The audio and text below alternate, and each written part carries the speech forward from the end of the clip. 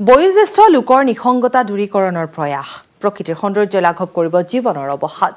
এই উদ্দেশ্যে বুঢ়ামায়ঙত আৰম্ভ হ'ল বিশ্ৰাম ঘৰৰ নিৰ্মাণ কাৰ্য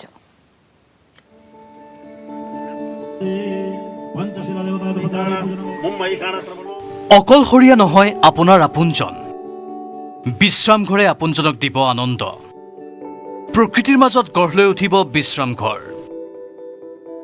বৃদ্ধ লোকৰ নিসংগতা দূৰ কৰি এপলক বিশ্ৰাম দিবৰ বাবে সাজি তোলাৰ প্ৰয়াস কৰা হৈছে এই বিশেষ ঘৰ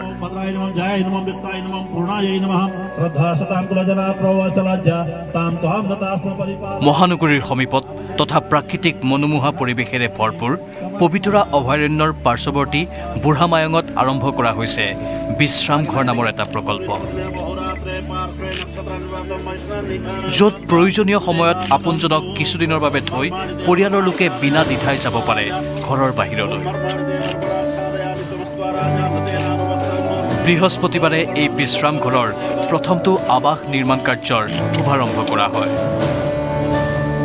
যদি ঘৰত পিতৃ মাতৃ বুঢ়া হৈ আছে ক'ৰবাত হয়তো 10 দিনৰ কাৰণে 15 দিনৰ কাৰণে এমাহৰ কাৰণে যাবলগীয়া হৈছে ক'ত থৈ যাব গতিকে তেনেকুৱা ক্ষেত্ৰত শ্ৰীযুত তালুকদাৰে চিন্তা কৰিছে যে তেনেকুৱা ক্ষেত্ৰত এই বিশ্ৰাম ঘৰত পিতৃ মাতৃক সেইকেইদিনৰ কাৰণে নিৰাপদে থৈ যাবলৈ পাৰে বিশ্ৰাম ঘৰৰ কনচেপ্টটোৱে হৈছে যে জ্যেষ্ঠ নাগৰিকসকলৰ টেম্পৰেৰী ষ্টেৰ কাৰণে এই ব্যৱস্থাটো কৰা হৈছে পুত্ৰই কেতিয়াবা বিভিন্ন কাৰণত অন্য জেগালৈ যাব লাগে দেউতাক থকাৰ কাৰণে তেওঁ বিভিন্ন অনুষ্ঠানত বা মাক থকাৰ কাৰণে অনুষ্ঠানত উপস্থিত থাকিব নোৱাৰে গতিকে আমি 15 দিন বা 20 দিন ইয়াত আমি টেম্পৰেৰী ৰখাৰ কাৰণে এই পৰিকল্পনাটো কৰিছোঁ অসম সাহিত্য সভাৰ উপসভাপতি মৃণালিনী দেৱীৰ লগতে অনুষ্ঠানত ডক্টৰ লক্ষ্মীনন্দন বৰা দিগন্ত বিশ্ব শৰ্মা আদি কেইবাগৰাকীও বিশেষ ব্যক্তি উপস্থিত থাকে আগন্তুক বৰ্ষত সাজু হৈ উঠিব বিশ্ৰাম ঘৰৰ প্ৰথমটো আৱাস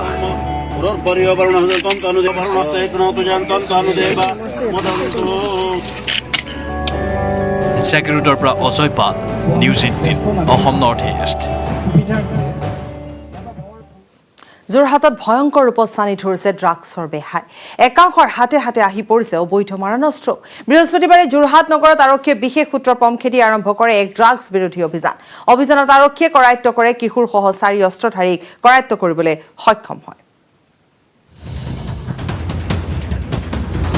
যোৰহাটত ভয়ংকৰ ৰূপত চানি ধৰিছে ড্ৰাগছৰ বেহাই একাংশৰ হাতে হাতে আহি পৰিছে অবৈধ মাৰণাস্ত্ৰ বৃহস্পতিবাৰে যোৰহাট নগৰত আৰক্ষীয়ে বিশেষ সূত্ৰৰ পম খেদি আৰম্ভ কৰে এক ড্ৰাগছ বিৰোধী অভিযানত আৰক্ষীয়ে কৰায়ত্ব কৰে কিশোৰসহ 4 অস্ত্ৰধাৰী কিশোৰজনক বাদ দি বাকী কেইজন ক্ৰমে যোৰহাট গড়মূৰ কুমাৰগাঁৱৰ ৰিজু আলী ভোগদৈ সোৱণিগাঁৱৰ সঞ্জয় ঘোষ আৰু ঢাককটাৰ পাপু ভূঞা আৰক্ষীয়ে পাপু ভূঞাৰ পৰা সজীৱ গুলীসহ এটা .22 পিষ্টলৰ লগতে আটাইকেইজন যুৱকৰ পৰা মুঠ 6 গ্ৰাম সন্দেহজনক ব্ৰাউন চুগাৰ জব্দ কৰিছে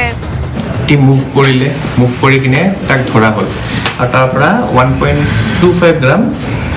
সাসপেক্টেড ব্ৰাউন চুগাৰ ৰিকভাৰ কৰিলে তাক যেতিয়া অন স্পট ইণ্টাৰগেশ্যন কৰিলোঁ তেতিয়া সি ক'লে কি ছাৰ মোক মানে মই আৰু বেলেগ ঠিকনাবিলাক জানো য'ত এইবিলাক চলি আছে একৰ্ডিংলি আমি এটা অপাৰেশ্যন এটা লিড কৰিলোঁ আৰু বিভিন্ন জেগাত আমি চাৰ্চ অপাৰেশ্যনবিলাক ষ্টাৰ্ট কৰিলোঁ প্ৰথমে আমি গ'লোঁ ভোগদৈ ব্ৰিজ তাতে সঞ্জয় ঘোষ তেওঁৰ এখন দোকান আছিলে তেওঁ ভোগদৈ সোৱণি গাঁৱৰ হয় তেওঁৰ তাত আমি 2.55 গ্ৰামৰ হেৰি পালোঁ ছাসপেক্টেড ব্ৰাউন চুগাৰ তেওঁক স্পট ইণ্টাৰগেশ্যন কৰি আকৌ আমি নেক্সট আমি ৰেড মাৰিলোঁ মনোজ বৰুৱা তাত কৰিলোঁ তেওঁৰ তাত আমি চিৰিঞ্জ আৰু 2টা কণ্টেইনাৰ পালোঁ 1 গ্ৰাম আকৌ আমি পাইছোঁ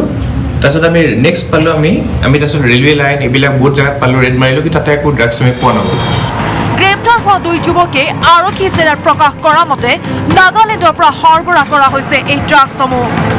নাগালেণ্ডৰ একাংশ পুৰুষ আৰু মহিলাই অতি সহজে যোৰহাটকে ধৰি অসমৰ বহুঠাইলৈ ড্ৰাগছৰ সৰবৰাহ কৰি আছে বুলি জানিবলৈ দিয়ে ধৃত 2গৰাকী যুৱকে ডাকটো ক'ৰপৰা লৈছিলে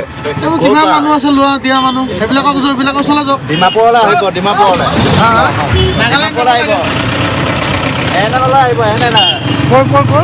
নাগালেণ্ড আহিব নাগালেণ্ড নাগালেণ্ডত কোনে দিয়ে তাৰপৰা তালৈ যাব লাগে নগাই দিব আমি কোনে দিব হা নগাই দিব না আমি ক'ত পাম আমিতো প্লেন লো আমি ক'ত পাম আমি বনাও নি আমি ফেক্টৰী আছে নি আমাৰ উল্লেখ্য যে উজনি অসমত সংঘটিত বহু অপৰাধমূলক কাৰ্য নিয়ন্ত্ৰিত হৈ আহিছে নাগালেণ্ডৰ পৰা ড্ৰাগছৰ বিৰুদ্ধে সমান্তৰালভাৱে নাগালেণ্ডতো অভিযান চলালেহে এই মাৰাত্মক ব্যৱসায় ৰোধ হোৱাৰ সম্ভাৱনা আছে যোৰহাটৰ পৰা Gautam Bora news 18 Assam north east Digboi Lakhipathar বনাঞ্চলৰ ঔগুৰিত লাইকা দধিয়াবাসী পুনৰ সংস্থাপনৰ বিৰোধিতাৰে বিভিন্ন দল সংগঠনৰ প্ৰতিবাদ ডিগবৈ লক্ষীপথাৰ বনাঞ্চলত ঔগুৰিত লাইকা দধিয়াবাসীক পুনৰ সংস্থাপন কৰিবলৈ নিদিয়ে স্থানীয় সংগঠনে লক্ষীপথাৰ মামৰণীৰ ৰাজহুৱা পুথিভঁৰালত স্থানীয় কেইবাটাও সংগঠনে সংবাদমেল পাতি ঔগুৰিত লাইকা দধিয়াবাসীক সংস্থাপিত নকৰিবলৈ চৰকাৰক আহ্বান জনায় চৰকাৰে লক্ষীপথাৰ মামৰণীবাসীৰ আহ্বানক আওকাণ কৰি যদি বলপূৰ্বকভাৱে সংস্থাপিত কৰে তেন্তে এক অপ্ৰীতিকৰ পৰিস্থিতিৰ সৃষ্টি হ'ব যাৰ বাবে জগৰীয়া চৰকাৰ হ'ব বুলি স্পষ্ট কৰি দিছে সংগঠন কেইটাই আমাৰ ধাৰণা মতেতো লাইকা দধিয়াবাসীয়ে তেখেতলোকে জোৰদাৰ মানে দাবী কৰি আছে যে আমাৰ ঔগুৰি মামৰণি এই জেগাটো তেওঁলোকে সংস্থাপিত হ'ব বিচাৰিছে তো এটোতো তেখেতলোকে কি কাৰণে সংস্থাপিত ইয়াত হ'ব বিচাৰিছে সেইটো আমি জনা নাই বা আমি কথাটো ক'ব বিচাৰিছোঁ যে তেখেতলোকে ইয়াত মনটো নেমেলিলে ভাল হ'ব কেলে যে ইতিমধ্যে আমি মামৰণি বাকী ৰাইজে বা আমাৰ মামৰণিৰ পৰা আমি ইতিমধ্যে ৰেভিনিউ লৈ আজি হাজাৰ হাজাৰ বিঘা এটা লক্ষীপথাৰ অঞ্চল সৃষ্টি হৈ গ'ল তো ইয়াত আৰু একেবাৰে সীমিত হৈ আছে আমাৰ ইয়াত যিহেতু মানে আমাৰ জংঘল গতিকে এই সীমিত হৈ থকাৰ কাৰণে যদি এইখিনি যদি আমাৰ এইটো অঞ্চলত জংঘলেই নাথাকিব গতিকে এইটো লৈ আমি চিন্তা চৰ্চা কৰি পেলাই যে আমাৰ গাঁৱৰ ৰাইজৰ এখন ৰাজহুৱা মিটিং হৈছে কেইবাবাৰো মিটিং হৈছে আমাৰ কেওটা জনগোষ্ঠী ইয়াত যিমানখিনি আমি জনগোষ্ঠী আছোঁ কেওটা জনগোষ্ঠী আমি আলোচনাৰ মৰ্মে আমি এই সিদ্ধান্তটো লৈছোঁ যে আজি মই অকলে সিদ্ধান্ত লৈছোঁ আমাৰ এই যুৱকসকলে সিদ্ধান্ত লৈছে বুলি এই কথাটো নহয় আমি ৰাইজে সিদ্ধান্ত এটা লৈছোঁ যে তেখেতলোকে আহিলে মানে হয়তো বেয়া হ'ব কথাটো ভোটবাংলাত পৰিণত ধেমাজিৰ টেলিজনৰ আন্তঃজিলা বাছ আস্থান মুকলি কৰাৰ পূৰ্বে জহি খহি গৈছে আন্তঃজিলা বাছ আস্থানটো নিৰ্মাণ সম্পূৰ্ণ কৰাৰ 2টা বছৰ পিছতো আজি কুপতি বিভাগীয় কৰ্তৃপক্ষই মুকলি নকৰিলে এই আস্থানটো বাছ আস্থানটোৰ চৌদিশে কেৱল আৱৰ্জনা আনহাতে সন্ধিয়া হলে অসামাজিক কাম কাজ চলে বাছ আস্থানটোৰ চৌহদত আন্তঃজিলা বাছ আস্থানটো অতি শীঘ্ৰেই মুকলি কৰাৰ দাবী কৰিছে স্থানীয় দল সংগঠনসমূহে কদৰ্য মোৰ ৰূপ দেখিছোঁ ইয়ে সঁচাকৈ আমাক ভাবিবলৈ বাধ্য কৰিছে যে ধেমাজি প্ৰশাসনে আচলতে কি কৰিবৰ কাৰণে তেখেতলোক আছে আজি 2টা বছৰ পাৰ হৈ যোৱাৰ পাছতো তেখেতলোকে আজি ইয়াৰ এই শুভাৰম্ভ নকৰিলে যাৰ কাৰণে আজি এইটো ধ্বংসস্তূপলৈ পৰিণত হৈছে আপোনাৰ ক'ভিডৰ সময়ত যেতিয়া কোৱাৰেণ্টাইন চেণ্টাৰ আছিলে তাত থকা যিবিলাক বস্তু আৱৰ্জনাই এতিয়া সম্পূৰ্ণ গ্ৰাস কৰি পেলাইছে এই বাছ আস্থানটো যাৰ ফলত ইয়াৰ কোটিটকীয়া এটা সম্পত্তি ধেমাজিবাসী সম্পত্তি আজি বিলুপ্ত পথত আছে সেইকাৰণে আমি ধেমাজি প্ৰশাসনক দাবী জনাওঁ অতি শীঘ্ৰে এই বাছ আস্থানটো মুকলি কৰক আৰু ধেমাজিয়ে ইয়াৰ পৰা সুফল লাভ কৰক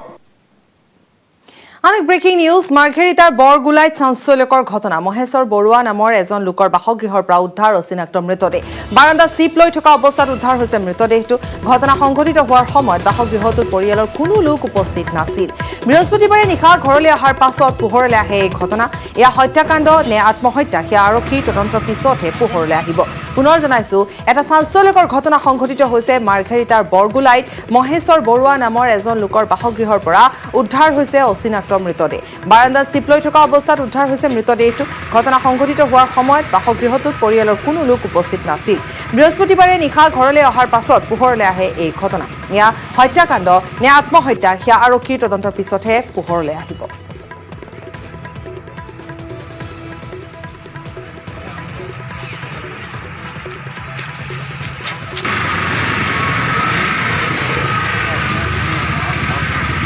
মায়ে সেইফালৰ পৰা প্ৰথম দৰ্জাখন খুলি লাইটটো মানে ভিতৰৰ পৰা জ্বলে লাইট অফ আছিলে আপোনাৰ লাইটটো জ্বলোৱাৰ পিছত মায়ে পিছফালৰ পৰা বাৰান্দাখনৰ দৰ্জাখন ভিতৰৰ ফালৰ পৰা খোলোতে মায়ে চিঞৰ এটা মাৰি দিলে মই তেতিয়া ওপৰৰ ফালৰ পৰা ফাকে দি ডেড বডি এটা দেখিলোঁ ওলমি আছে পৰিত্যক্ত অৱস্থাত আৰু বাৰান্দাত আপোনাৰ বাৰান্দা হয় এইখিনি বেক চাইডে এইফালে ৱালখন আছে ৱালৰ এইটো চাইডে আপোনাৰ খালী মাটি আছে হয়তো সেইফালৰ পৰা আহিছে নেকি এইফালৰ পৰা যোৱা কোনো সুবিধা নাই মানুহ নাছিলে 15 তাৰিখত তালৈ গৈছিলে ডিব্ৰুগড়লৈ তাৰপিছত আমিয়ে থ'বলৈ আহিছিলোঁ আমিতো গম নাপাওঁ আমি দেখাও মানে মইতো চিনি নাপাওঁ মই ইমান আহি থকা নহয় এতিয়া পুলিচে গম পাব কি কৰিব কি প্ৰধানমন্ত্ৰী নৰেন্দ্ৰ মোদী শিৱসাগৰ ভ্ৰমণৰ পূৰ্বে কৰাৰ দৰে আন কেতবোৰ প্ৰশ্নৰ অৱতাৰণা কৰিছে প্ৰদেশ কংগ্ৰেছৰ সভাপতি ৰিপুণ বৰাই। ঢেকিয়াজুলিলৈ আহিবলগীয়া প্ৰধানমন্ত্ৰীক সংবাদমেলৰ জৰিয়তে প্ৰশ্ন কৰি ৰিপুণ বৰাই ঢেকিয়াজুলিৰ জনসভাত উত্তৰ দিবলৈ আহ্বান জনাইছে। এই প্ৰতিবেদন আগবঢ়াই বাতৰিৰ পৰা বিদায় লৈছো। নমস্কাৰ। শিৱসাগৰৰ পাছত এইবাৰ ঢেকিয়াজুলি আহি আছে দেশৰ প্ৰধানমন্ত্ৰী নৰেন্দ্ৰ মোদী। শিৱসাগৰলৈ প্ৰধানমন্ত্ৰী অহাৰ দুদিন পূৰ্বে প্ৰদেশ কংগ্ৰেছৰ সভাপতি ৰিপুণ বৰাই প্ৰধানমন্ত্ৰীক 24টা প্ৰশ্ন কৰিছিল, কিন্তু প্ৰধানমন্ত্ৰীৰ পৰা কোনো উত্তৰ নাপালে ৰিপুণ বৰাই। সেয়ে ঢেকিয়াজুলিৰ ভ্ৰমণসূচীৰ পূৰ্বে পুনৰ কৰিলে প্ৰধানমন্ত্ৰীলৈ প্ৰশ্ন। প্ৰথম ভিজিটত আমাকতো গোটেই অসমবাসীক হতাশ কৰিলে। এতিয়া আমি আকৌ আজি তেখেতক এই সংবাদমেলৰ যোগেদি আমি অসমৰ ৰাইজৰ হৈ তেখেতৰ আকৌ আমি দৃষ্টিগোচৰ কৰিব খুজিছোঁ যে যোৱাবাৰ যিহেতু আপুনি এই বিষয়কেইটাৰ ওপৰত একো কথাই নক'লে, আপুনি কালিৰ পৰহিলৈ আকৌ আহিব, গতিকে আপুনি এইবাৰ অন্তত অসমৰ ৰাইজক এই আপুনি দিয়া প্ৰতিশ্ৰুতিবিলাকৰ বিষয়ে অন্তত আপোনাৰ চৰকাৰে কি কৰিলে ৰাইজক অন্তত এইবাৰ অৱগত কৰক। প্ৰধানমন্ত্ৰীৰ পৰা উত্তৰ লাগে ৰিপুণ বৰা। বিগত 6 বছৰত ৰাইজক দিয়া প্ৰতিশ্ৰুতি পালন কৰিলেনে প্ৰধানমন্ত্ৰীয়ে? যে আপুনি অসমলৈ আহিছে, কিন্তু অসমৰ এই 5টা বছৰত আপোনাৰ চৰকাৰে ইয়াত অসম আৰু দিল্লীত আপোনাৰ 6টা বছৰ মোটামুটি আপোনাৰ চৰকাৰে দিল্লীৰ পৰা আৰু অসমত আপোনাৰ নিজৰ চৰকাৰে আপুনি ডাবল ইঞ্জিনৰ চৰকাৰ কৰি থাকে। গতিকে আমি তেওঁক প্ৰশ্ন কৰিছোঁ যে অসমৰ কাৰণে কি কৰিলে? অসম চুক্তি আখৰে আখৰে পালন কৰাৰ প্ৰতিশ্ৰুতি কি হ'ল? ৰাজীৱ ভৱনত শুকুৰবাৰে আয়োজন কৰা এক সংবাদমেলত প্ৰশ্ন কৰে বৰাই। আপুনিও অসমৰ ৰাইজক ক'লে যে আখৰে আখৰে পালন কৰি, গতিকে অসমৰ ৰাইজে খুব ভাল পালে যে অসম চুক্তি আপুনি আখৰে আখৰে পালন কৰিব, অসমৰ ৰাইজে খুব ভাল পালে আৰু সেইকাৰণে অসমৰ ৰাইজে আপোনালোকক ভোট দিছে। এতিয়া আমি প্ৰশ্ন কৰিব খুজিছোঁ, আপুনি স্পষ্ট কৰক ঢেকিয়াজুলিত এইটো প্ৰত্যেকজন অসমৰ মানুহৰ আত্মা, অসম চুক্তিখন অসমৰ মানুহৰ আত্মা। আপুনি কওক অসমৰ ৰাইজক যে অসম চুক্তি আপুনি কেনেকৈ আখৰে আখৰে পালন কৰিলে আৰু কৰিব। 6 জনগোষ্ঠীক 6 মাহৰ ভিতৰত জনজাতিকৰণ কৰিব বুলি প্ৰধানমন্ত্ৰীয়ে নিৰ্বাচনী প্ৰতিশ্ৰুতি দিছিল। সেই প্ৰতিশ্ৰুতি পালন কৰিলেনে প্ৰধানমন্ত্ৰীয়ে? উত্তৰ লাগে ৰিপুণ বৰা। এই 6 জনগোষ্ঠীক আপুনি জনজাতিকৰণৰ মৰ্যাদা দিম বুলি আপুনি প্ৰথমতে 100 দিনত দিম বুলি ক'লে চৰকাৰ হোৱাৰ, তাৰপিছত আপুনি 6 মাহত দিম বুলি ক'লে, অসমৰ ইলেকশ্যনত ক'লে আপুনি 6 মাহত দিব, 2016 চনত চৰকাৰ হোৱাৰ 6 মাহৰ পিছত দিব, আৰু আজি 6 মাহ পাৰ হৈ আপোনাৰ অসমত চৰকাৰৰ কাৰ্যকাল শেষ হ'ব। আপোনাৰ এই 6 মাহটো কেতিয়া পূৰণ হ'ব? আপোনাৰ কেতিয়া আহিব এই 6 মাহটো ঘূৰি, যে আপুনি কেতিয়া জনজাতিকৰণ কৰিব?